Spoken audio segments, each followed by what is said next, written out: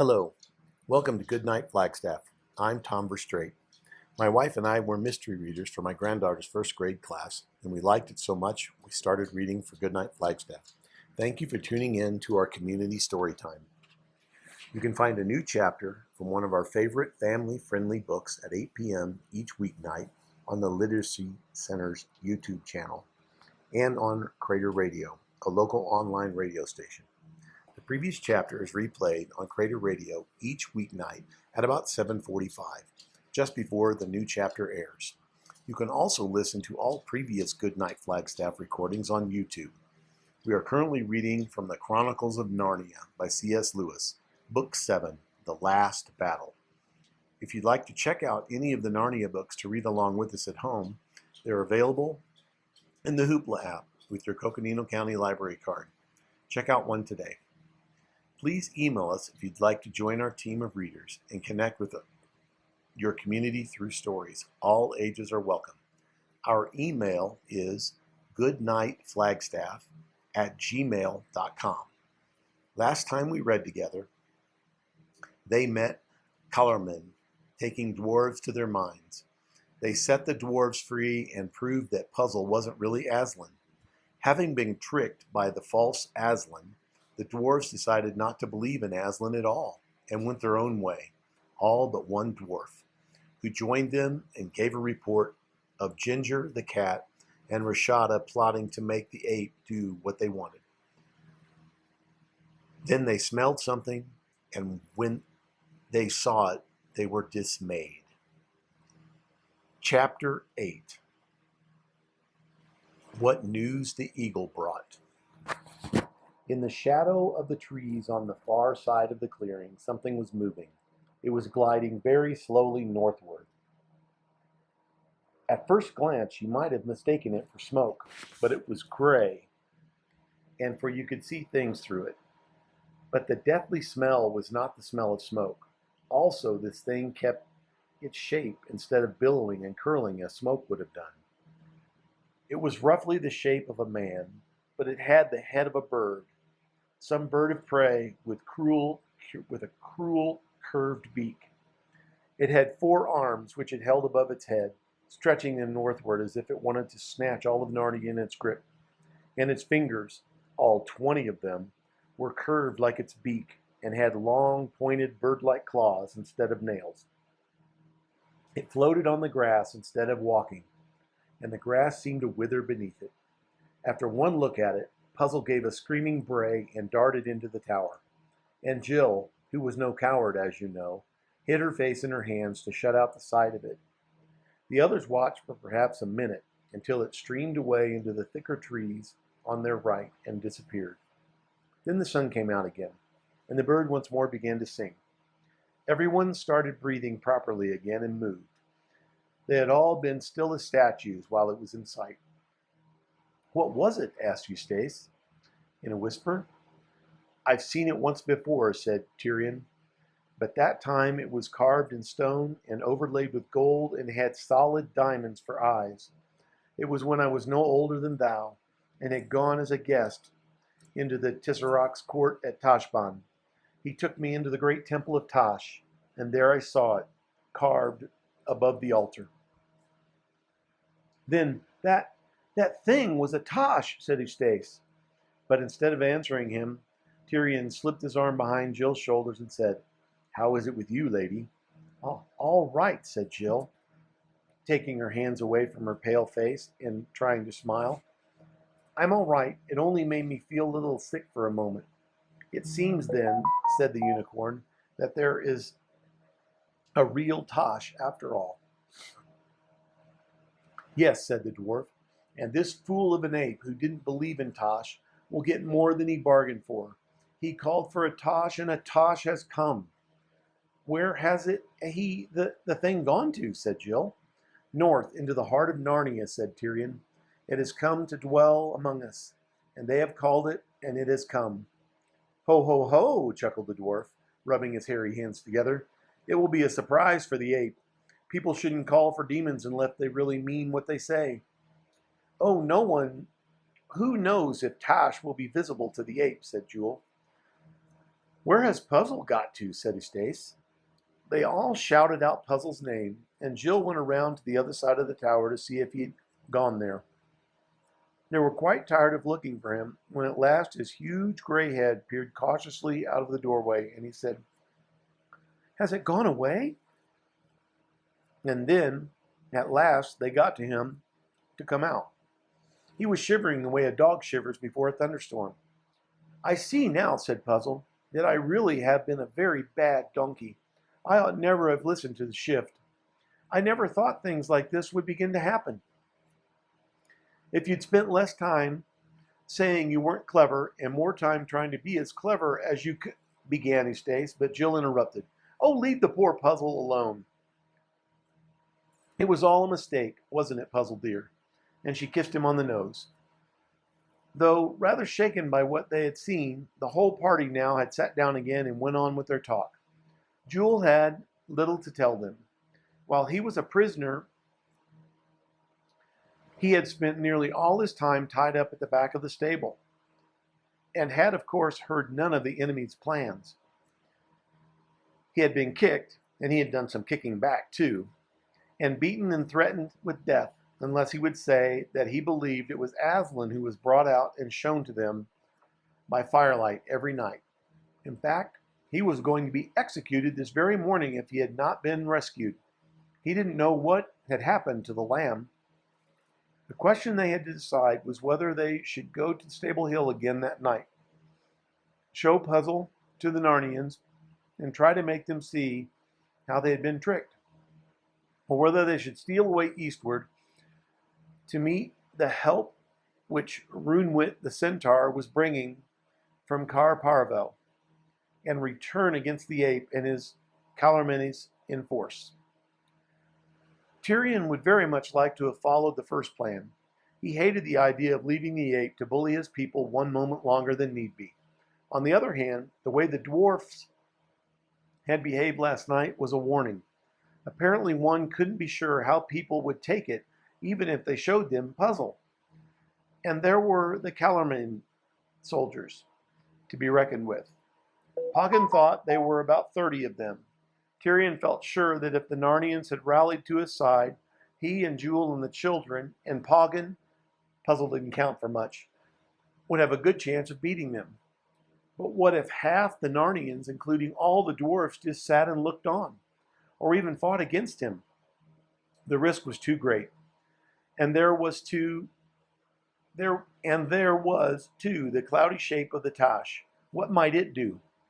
And then, as Poggin pointed out, there was no harm in leaving the ape to deal with his own difficulties for a day or two. He would have no Puzzle to bring out and show now. It wasn't easy to see what story he or Ginger could make up to explain that. If the beast had asked night after night to see Aslan and no Aslan was brought out, surely the simplest of them would get suspicious. In the end, they all agreed that the best thing to do was to go off and try to meet Runwit. As soon as they had decided this, it was wonderful how much more cheerful everyone became.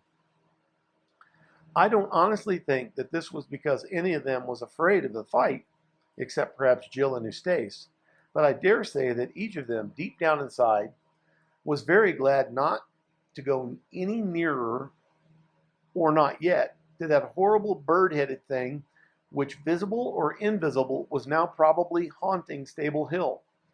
Anyway, no one feels better when one has made up one's own mind. Tyrion said that they had better remove their disguises, as they didn't want to be mistaken for Calormenians, and perhaps attacked by any local Narnians they meet. The dwarf made up a horrid-looking mess of ashes from the hearth, and grease out of a jar of grease which was kept for rubbing on swords and spearheads. Then they took off their Calormen armor and went down to the stream. The nasty mixture made a lather just like soft soap.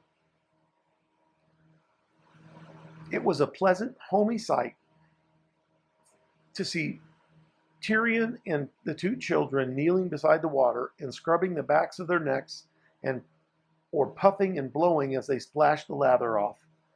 Then they went back to the tower with red, shiny faces, looking like people who'd been given an extra good wash before a party.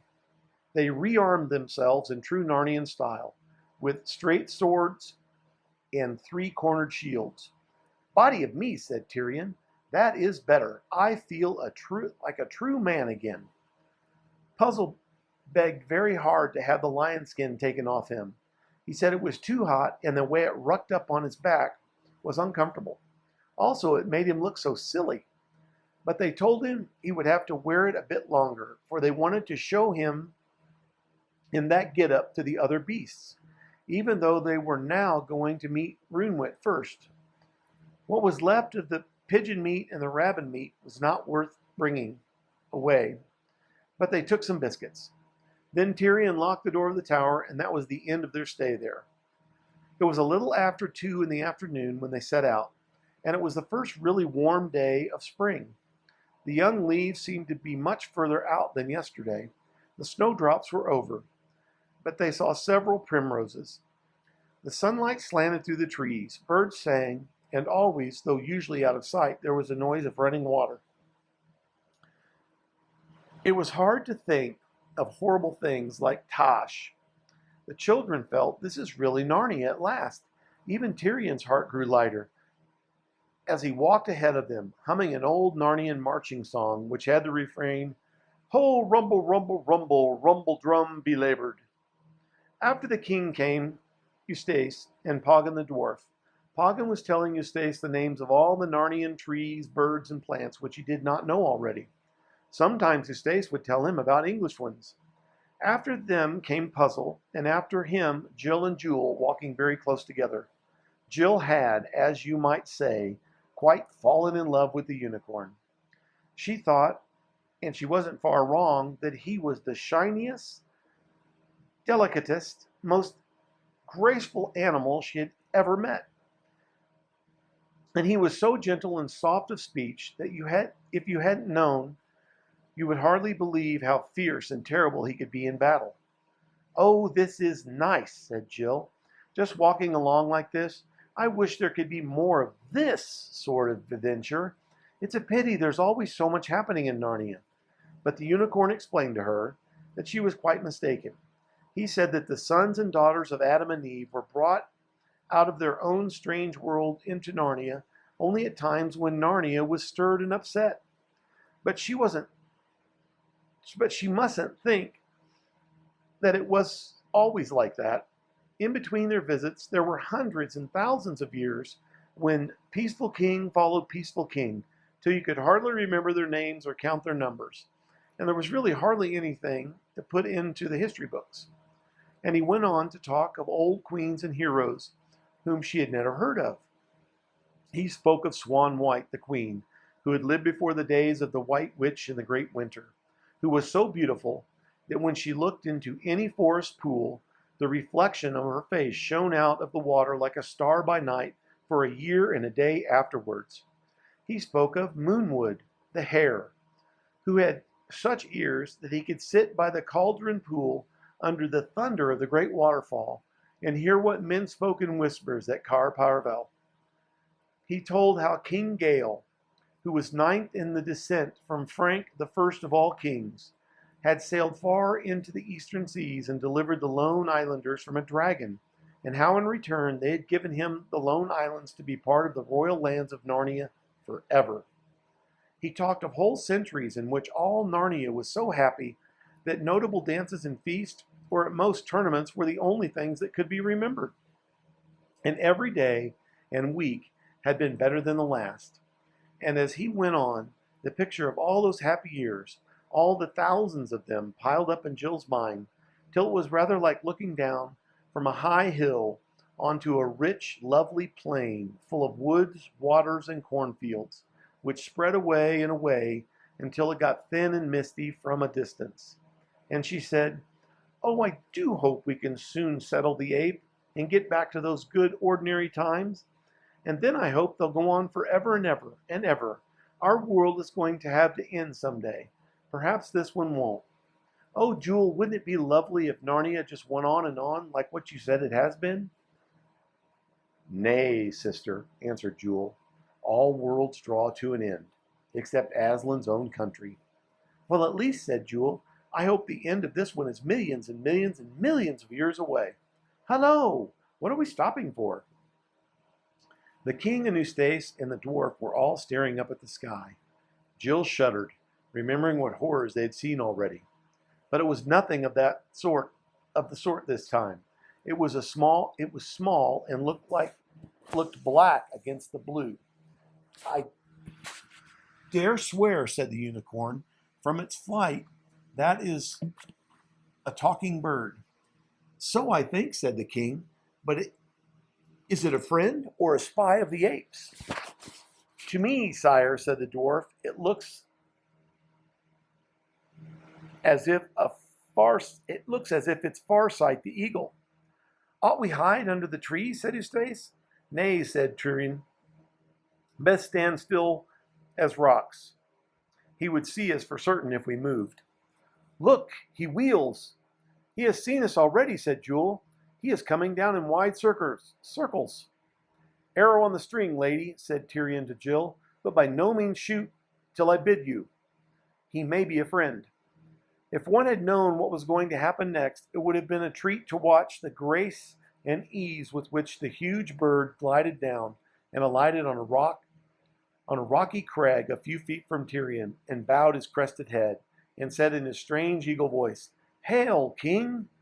Hail, Farsight, said Tirian, and since you call me king, I may well believe you are not a follower of the ape and his false Aslan. I am glad of your coming. Sire, said the eagle, when you have heard my news, you will be sorrier at my coming than of the greatest woe that ever befell you. Tirian's heart seemed to stop beating at those words. But he set his teeth and said, Tell on. 2 sights I have seen, said Farsight. One was Cair Paravel, filled with dead Narnians and living Calamorians. The Tisserac's banner advanced upon your royal battlements, and your subjects flying from the city, this way and that, into the woods. Cair Paravel was taken from the sea.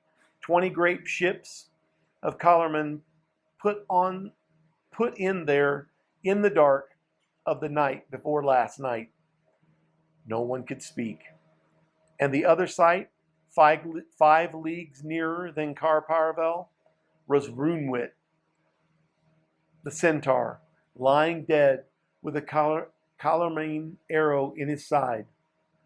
I was with him in his last hour, and he gave me this message to give to your majesty, to remember that all worlds draw to an end, and that noble death is a treasure which no one is too poor to buy. So, said the king, after a long silence, Narnia is no more. Thank you for tuning in. Join us next time for Chapter 9 of The Last Battle. Good night, Flagstaff.